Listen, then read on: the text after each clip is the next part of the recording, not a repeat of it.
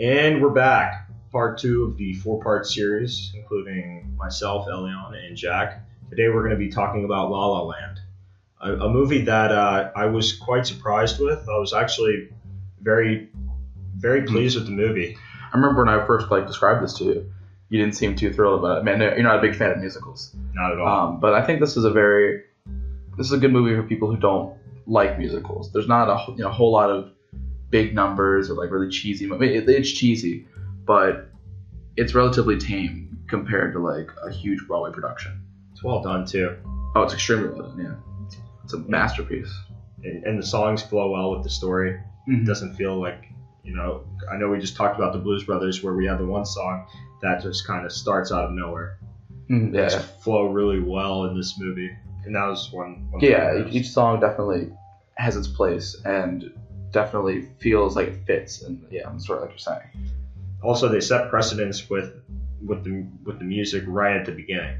They let you know that this is a musical movie. Right. At the very first number, they start out and they have everyone dancing. It kind of sets the feel for the entire movie. So just to clarify, you really liked this movie. I really did like this movie, actually. Cool. I'm also a huge fan. I saw this originally in theaters. I remember this kind of a funny story with me saying it. For some reason, when I went to the movie theater to see this, this is really weird, but instead of buying popcorn or anything, we went over to the Amish market, and I got a block of cheese. I ate half a block of cheese during the movie. Nothing, dude. I mean, it was really good cheese, but now every time I taste that type of cheese, I can only think of this movie, which is I'm not complaining because it's such a good movie, but it's crazy. Now I completely associate eating cheese or eating that cheese with that maple bacon. No, it was I can't exactly remember. I don't think it was Parmesan. Anyway, we'll discuss this in our cheese podcast, but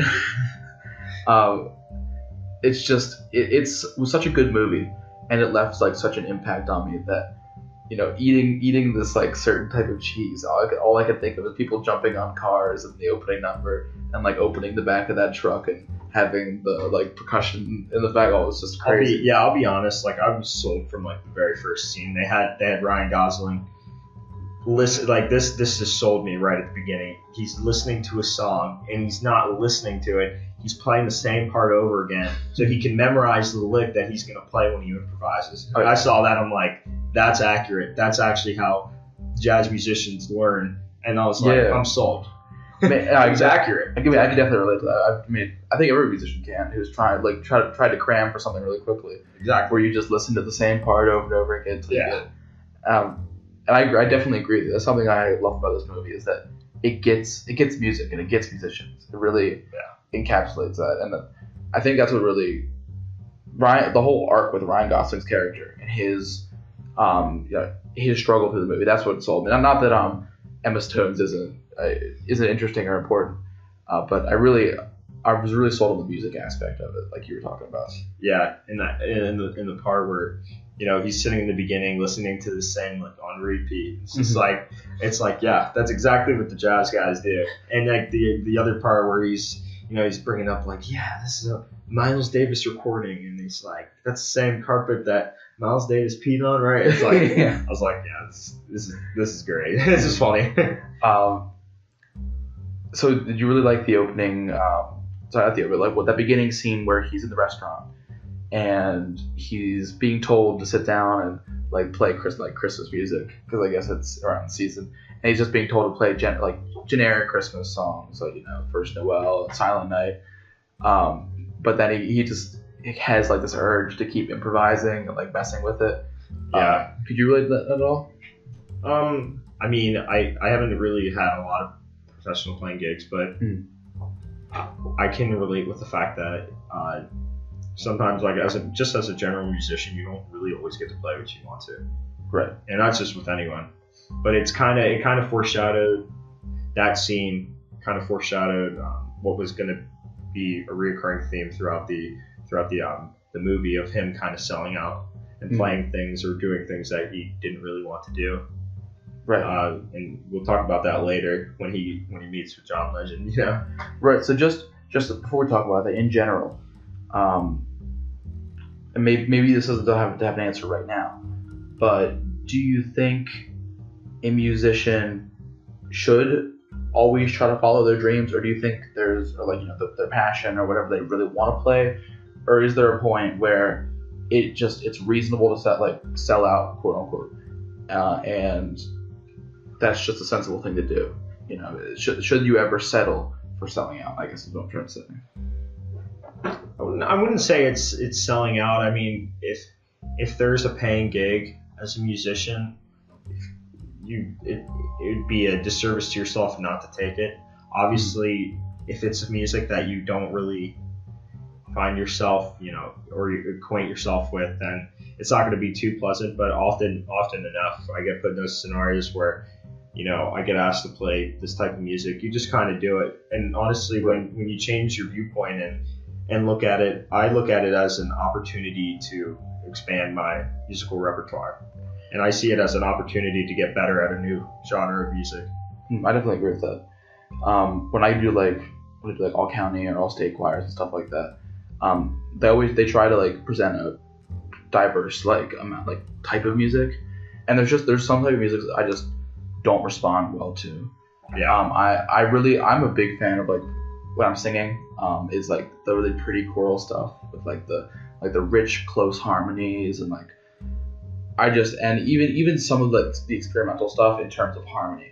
But I'm not too crazy into overly rhythmic and simple melodies with just rhythm and excitement. You know what I mean? I feel like I enjoy being part of a larger sound when I sing. Yeah, I see what you mean. Yeah, so but every time you go to an all county or an all state thing, they always have the kind of fun song. Yeah, there's a degree of skill that is represented when you can be able to bring music together that you want to play. Right. So obviously I definitely relate with the fact that you sometimes just have to go with the flow. And you have to just kind of do what you're given rather than what you want. But so with the character, or with Ryan Gosling's character here, do you think he's gone too far? Because we're not talking about a couple gigs. This is his entire career. Yeah, this becomes full blown career. Right, it becomes his career. So do you think the decision that he eventually makes to play music that he's not very interested in as a career, do you think that was a wise decision? Well, it's tough to say. If I was in the scenario, I'd say, well, first off, he already had a goal to open up the jazz club. Right. So for him, it was another step in the process of him setting himself up financially, putting a foundation of money for him to be able to open this jazz club. So I think there should be a goal in mind, especially when you have a musician.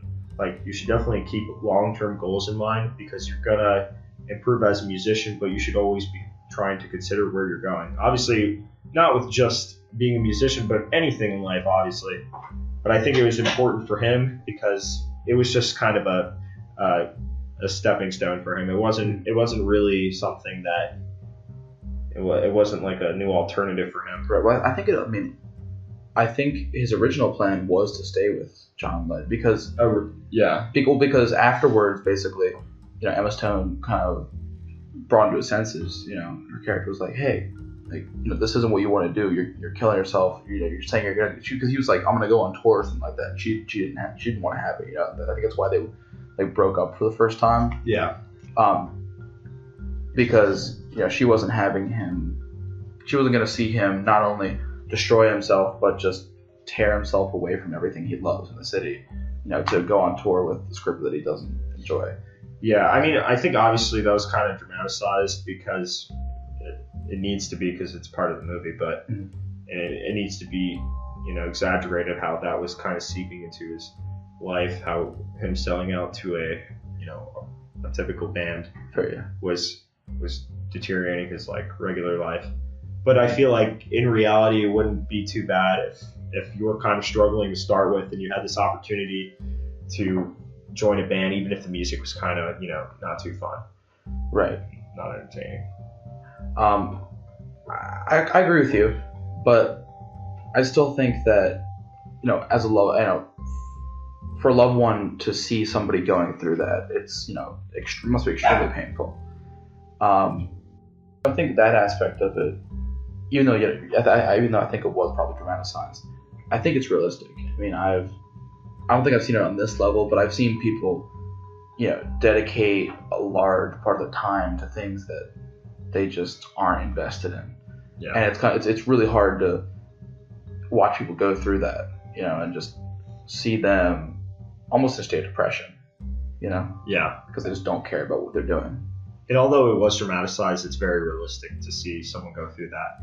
And I guess in a way, it was pretty realistic because not only was the music, different to his taste, but it was also fairly simple. And you could see that they were trying to, they had the camera on his hands to show that what he was playing was not challenging at all. Right. I mean, so that's a part of it, especially in that opening scene, he's playing the Christmas music. Yeah, same. It's not only that it's not what he enjoys playing, it's that it's not even stimulating, because it's just like, at least going through the motions. It's not even slightly challenging, Yeah, not at all. So that's got to be torturous. Yeah. I've had kind of a similar experience. I don't think I'm not as good a pianist. I'm not as good a singer as Ryan Gosling is a pianist, so I can't relate to something being just that mind-numbing. But I've done basically middle school pieces, and we've as like a high school choir, we've sung pieces with the middle school. Yeah. And there's just, you realize how easy it is, and it almost takes no effort to do it well. That it's hard to practice it. It's hard to get people to even want to practice it in class because everybody's just so numb to the music. Yeah. I feel like once the music no longer becomes stimulating and engaging, because to some degree the music that's difficult requires your attention. You look at a piece of paper that has quarter notes and eighth notes, I'm zoning out, and that happens way too much, more than I'd like to admit. Especially with my experience playing with the middle schoolers, or playing really simple tunes. It's just it's just a drag. It's such like a chore for me to have to read it. I don't want to sound like above anyone or anything, but it's mentally draining. Yeah. And that you're not getting better. You're not getting better at all. You're doing this because someone has asked you to. Yeah. Those aren't really fun, but you just kind of have to do them sometimes. Okay. So let's talk about a couple of pieces from the show, from the movie. So first, let's actually talk about songs more related to Ryan Gosling's arc. Okay, so our first song we're gonna look at is "Hermit's Habit." This song was great. This is probably one of my favorite scenes of the movie. The song itself is kind of upbeat. It's upbeat swing. It's pretty straightforward, but it complements well to what's happening in the scene. Ryan Gosling has this kind of aggression, and he has this conviction in his voice when he's talking to Emma Stone. He's very eager to convince her that jazz is more than elevator music. Right. And he wants to clearly get across that jazz is something that's so in depth, and it should be something that should be listened to and given focus to.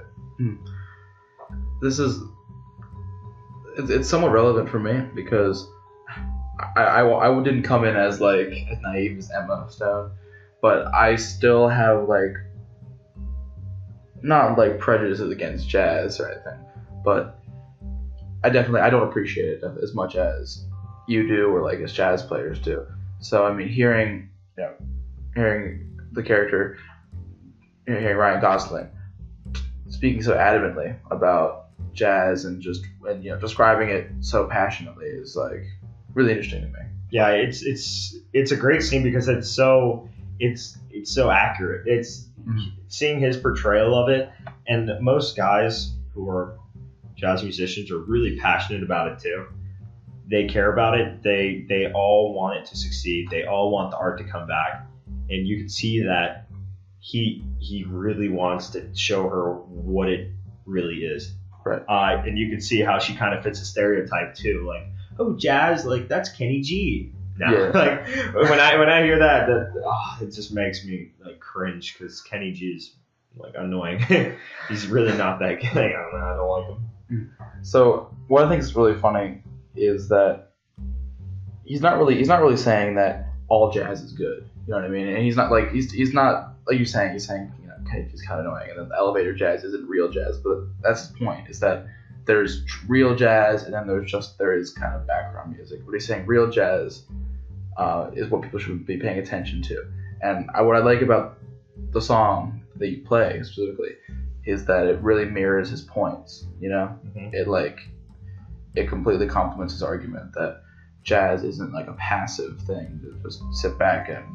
Yeah, he nails it on the head when he says it's constant compromise, it's constant conflict in the song, just in every song. I really appreciate like when he kind of went in depth for a second. He was like, you know, saying, look at the saxophone, look what he's doing right now. He's got his own little thing. He just hijacked the song, and look at the trumpet. He's got his own idea. You know, I really like dissections like that.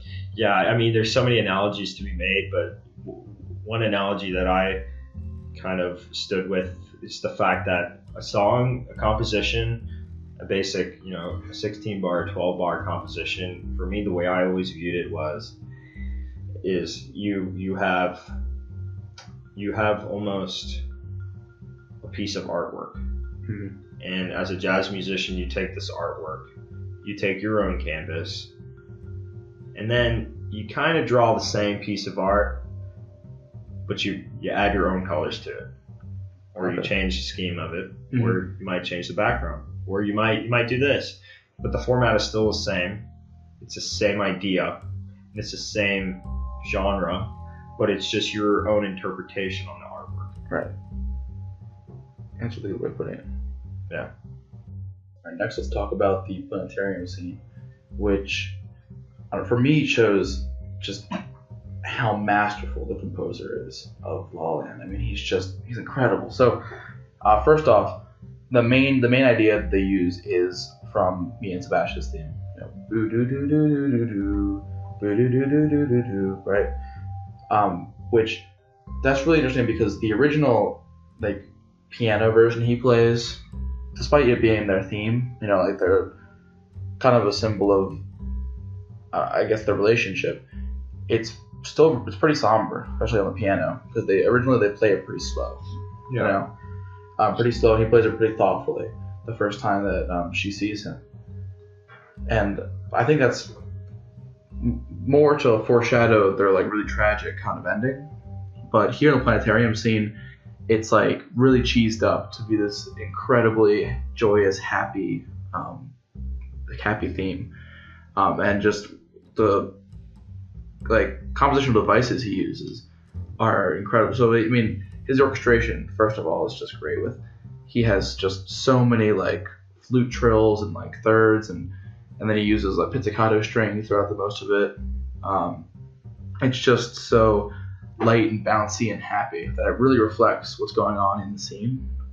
Also, when he goes into after they've kind of explored the planetarium, which is in itself interesting because, you know, the planetarium is like this whimsical kind of eccentric place, just full of, you know, weird sciences like Tesla coils and, you know, a huge pendulum and stuff like that. They go into the actual planetarium part where they show the stars and planets, and their imagination takes over, you know, and they kind of do they start, you know, dancing in the middle of space, and at that point the score just goes nuts. You know, the strings just swell like to an incredible amount, and it's just like an overwhelming, like the horns come in, there's just like an overwhelming sense of like, I don't want to say like cheese, but it's like, it's just very, it's like overly joyous. But what's interesting is that in the theme itself, there's still there's like hints of sadness, or like hints of tragedy, or like kind of like this melancholy undertones, because there's a lot of points in the melody, in the harmonic structure, where it kind of, there's like 5 chords of minor chords, and it leads to these big minor chord moments, you know.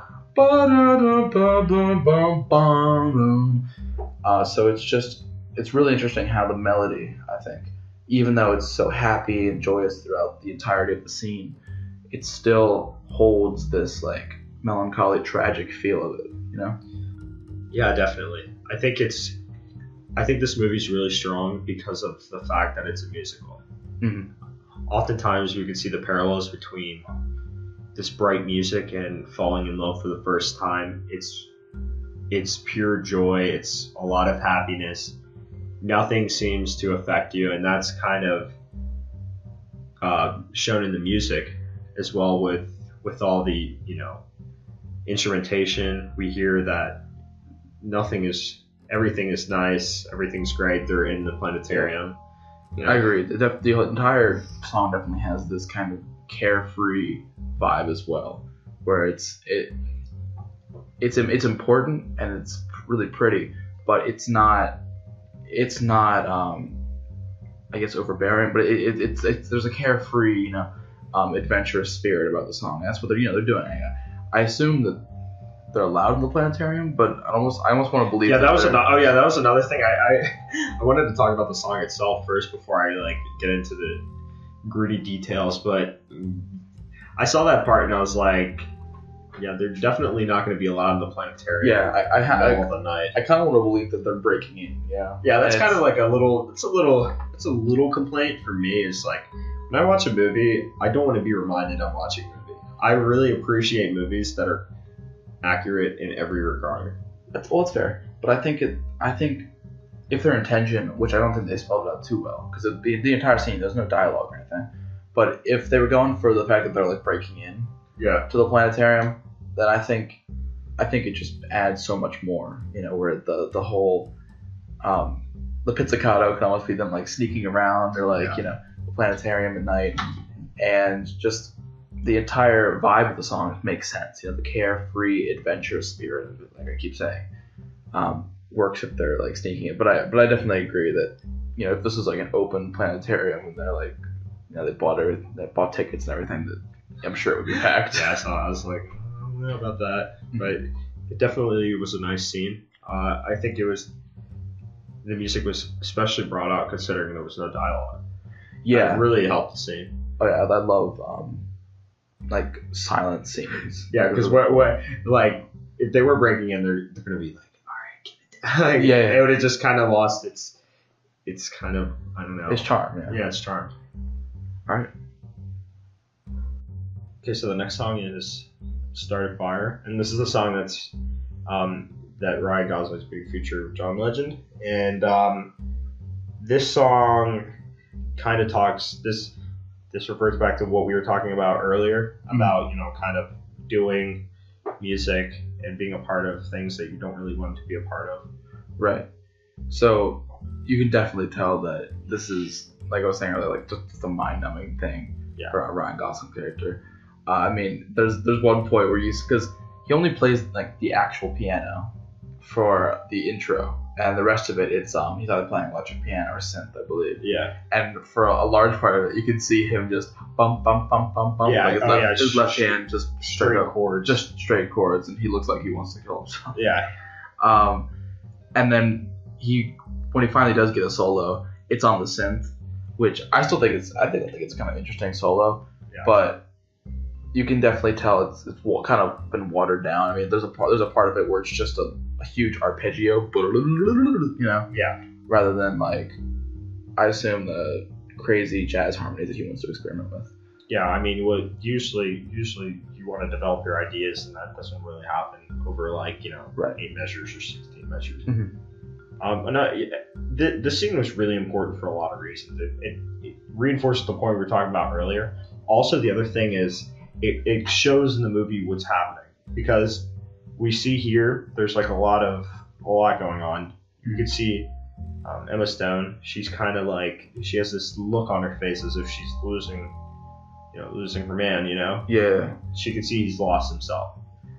Yeah, well, I think it's more just concern because she thought that he was following his dream. You know, she wants to. A lot of part of the movie is also about her trying to find her dream, but she thinks that he's finally got it, that he's got it down. When he plays that opening like line on the piano and John Legend comes in, she's like, man, this is exactly what he wanted. But she can tell almost immediately once all the lights come on and you see all the dancers and like the 8 guitarists and like, yeah, she knows that this is not a dream, and you can see how it quite literally causes them to it causes them to separate a little bit, and we see how she literally gets pushed back into the crowd. Yeah, while it's like his fans kind of flock towards him, and she just gets, it's pretty symbolic to how she's feeling in that moment too. I think musically, this is a really interesting song too, because in the context of the movie, it's supposed to be like this shitty generic pop song. Yeah. I mean, you're supposed to listen to this. Oh, it's definitely a big criticism on generic pop music. Because you're supposed to listen to it, and you're supposed to think like, man, like it's compared to Herman's Habit and like the other jazz tunes you hear, like in the other numbers you hear that this is crap. But what's funny is that I think it's still a pretty solid song, like on its own. Honestly, like in terms of like pop songs, it's still kind of interesting. I'm serious. Like I get the movie's definitely trying to criticize pop with this. It's talking about how I feel tonight. Like it's literally trying its hardest. It's generic all hell. But musically, just musically, there's still some interesting things in it. Like the chorus, "We can start a fire." It uses a Dorian progression, if you noticed. Like it's the same progression that made Uptown Funk really popular, which I don't know if it was an intentional shot at Uptown Funk, but if it was really good because it does like the D minor to G thing. I'm not sure if those are exact chords, but it's this huge Dorian progression, and it was just for me it was really noticeable, and I thought it was kind of funny. But it's still, I think it's funny because it's still more interesting than some stuff that you hear on the radio, or some like super generic pop songs. Yeah. I see what you're saying, and I definitely think it's trying to criticize it, but I still think lyrically you can't. It's undoubtedly like generic. Sure. Oh yeah, absolutely. Lyrically, but I think I still appreciate that they still wrote a good song. They gave it like some effort. This isn't music wise the most generic thing they could have done. They could have used like a 1-5-6-4 progression. The pop song, the vanilla progression. Yeah, they could have just thrown that in there, and everybody listening would have been like, "Oh yeah, that's like pop song 101," Yeah. But they gave a little bit of an effort, and like, even like the horn parts, and even his solo, which wasn't really a solo. But it's like an elongated fill almost. Yeah, I mean, I agree with that, but still, even that was more interesting than some things you hear, in pop songs. Yeah. So I still appreciate it, but I think it's definitely more important to the story that you see it as kind of generic and bad. Yeah. Like you're saying. All right, let's move to the ending. So a lot of the same things here could be said about the planetarium, but in the opposite way.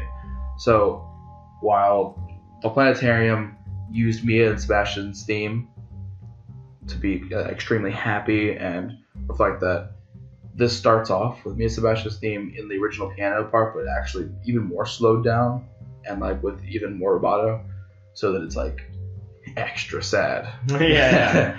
It's almost like it's like really trying to bring you down. Yeah. It's crazy. But then they do like almost like an overture for the show where they are like a medley of every single other song where they go through the rest of the show. And everything there in that part, everything symphonically is supposed to be like really happy because it's showing what could have been, if they had stayed together. So I think that's definitely really interesting. Do you have anything to say about the instrumentation or just the general mood of the music there? Yeah, I think it was like one of 3 symphonic pieces besides the planetarium one. Yes. Yeah, I mean it was just it was the same as it had the same theme as the Me and Sebastian. Mm-hmm. It was just an emotional part. It wasn't really right. I mean, I just wasn't not much to say No, I mean I didn't dislike it. It was just don't have much to say about it. I guess That's fair. it was. I was kind of more focused on the movie at that point because it's what happened in the movie itself was just kind of the focus for me at that point. You know, because it's really relatable to think. You know, what could I have done to save a relationship? Right. So it's like, you know, it's a little bit of triggering of old memories. So it's kind of you're kind of saying in a way that I wasn't being. I guess it's safe to say I wasn't being analytical at that part. Right. Oh, I got you. Or I wasn't in podcast mode, like you know, being critical of that part. You were like so invested into, you know, kind of what was happening. Yeah, I was just kind of watching it and just to watch it. Yeah, I think I kind of agree with the fact that I think the music isn't supposed to be dominant there. Like, you know, you're saying it's every single number there. I'd say the me and Sebastian's theme, when he's playing it alone, that's when we're supposed to be dominant. When you're supposed to listen to his crazy slow tempo and like liberties with the piece and, you know, get emotional. But I think you're right that besides that, everything else is almost kind of a regurgitation of what you've already heard in the movie. You know, and then they play like the City of Stars theme and me and Sebastian's theme like 80 times. Like, yeah, exactly.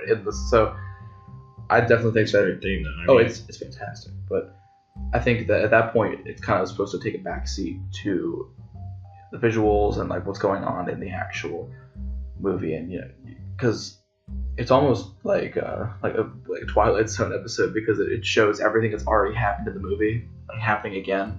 Yeah. But like going right this time, you know, like had me and Sebastian have like the perfect relationship. Yeah. I mean, everyone's been there too, so it's kind of it was a pretty emotional part. Mm. It wasn't like crazy emotional. It was just like, yeah, it's kind of sad. You didn't cry? No, definitely not. I don't know. In the theater, I got my eyes got a little wet, you know. Well, I don't cry ever. Oh. I finished my cheese at that part, and I was definitely very invested. Yeah, if I finished my cheese and I was out of cheese, I'd be crying. But so overall, all right, let's give this movie a score. I give it a whole note. You know what? I was gonna say that's the highest rating the movie can receive. It should be honored. Honored, whole note. I definitely a whole note to this one. If not a dotted. At minimum, a dotted. A whole note. A whole note tied to like a 30-second note. Or like, just a little bit over perfect. A dotted half note tied to an eighth note. And no, sorry, a dotted half note tied to a dotted quarter. A half note. Oh God, no. A half note tied to a quarter note, tied to an eighth note, tied to a 16th note, tied to a 32nd note, tied. Yeah. Ad infinitum. Yeah, just an asymptotic effect going there. All right. Now I die. Let's end this now. All right. Next week, tune into Whiplash. All right. See you guys. See ya.